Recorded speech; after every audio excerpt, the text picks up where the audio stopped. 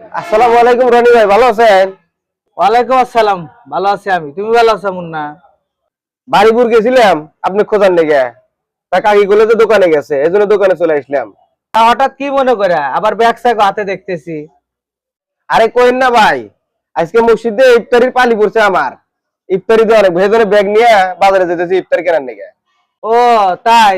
তো বসো, খাড়া থেকে কথা কবে একা বসো। না বসমু না ভাই, খারার উপরে দাবাত তো দিয়ে যায়। তাহলে আজকে বিকেলে মসজিদে চলে আইসেন।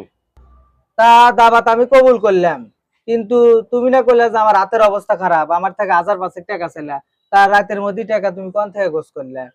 আরে কইন না ভাই, আপনি তো আমার নিজের মানুষ, আপনি কোথায় তো আমার কোনো ভয় নাই। কালকে এক স্যাংরা এক মেয়ে এক নিয়ে ধরা পড়ছিল। তো ওই স্যাংরা কোনতেন বাসা দিয়া কোনতেন কিছু ভাগ পাচ্ছিলাম। তো ওই টিয়া নিয়ে ইফতারি কিনবার যাইতেছি, এই জন্য আপনার কাছ থেকে টিয়া চাই নাই আর। কি কো ভাই, তুমি তো সারে সর্বনাশ করে ফেলে দিতে চাও। রোজাদারের তো রোজা তুমি পুরাই নষ্ট করতে চাও। কে ভাই, রোজাদারের রোজা আবার কিভাবে নষ্ট হইলাম?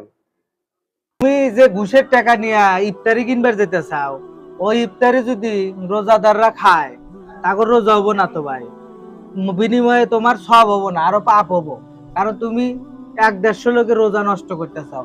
সুদ এবং ঘুষ দুটোর টাকা দিয়া ভাই, কোনো রোজাদার ইফতার করালি সেই রোজা কোনোদিন কবুল হবো না। ভাই আমাকে পাপের হাত থেকে আজকে আমাকে বাঁচাইলেন, আজকের থেকে আমার চোখ কান খুলে গেল।